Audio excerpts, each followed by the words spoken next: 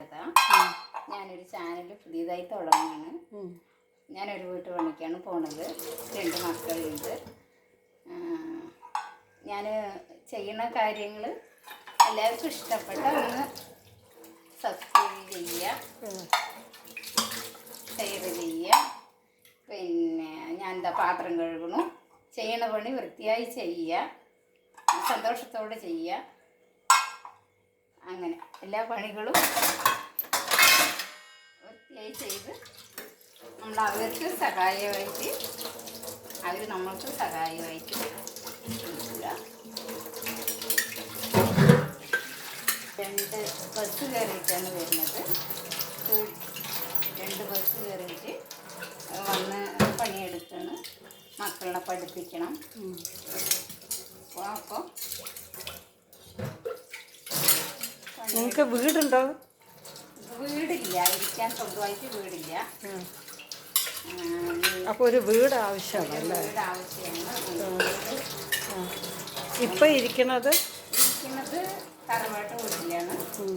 അനിയന്മാരും എല്ലാവരും കൂടി ഒരു വീട്ടിലിരിക്കുന്നത് 2-3 പേരും കൂടിയിട്ട് കുടുംബമാണ് ഇരിക്കുന്നത്. 2-3 കുടുംബമാണ് ഇരിക്കുന്നത്. മക്കളുടെ പഠിപ്പൊന്നും ആയിട്ടില്ല. പഠിപ്പ് അപ്പോൾ നിങ്ങൾക്കൊരു വീട് വേണം. വീട് വേണം അത്യാവശ്യമായിട്ട്. ഒന്നിരിക്കാനൊന്ന് അത് കിട്ടും. നിങ്ങൾ പേടിക്കണ്ട, വിഷമിക്കണ്ട. വീടൊക്കെ ഒന്ന് ശരിയാവും.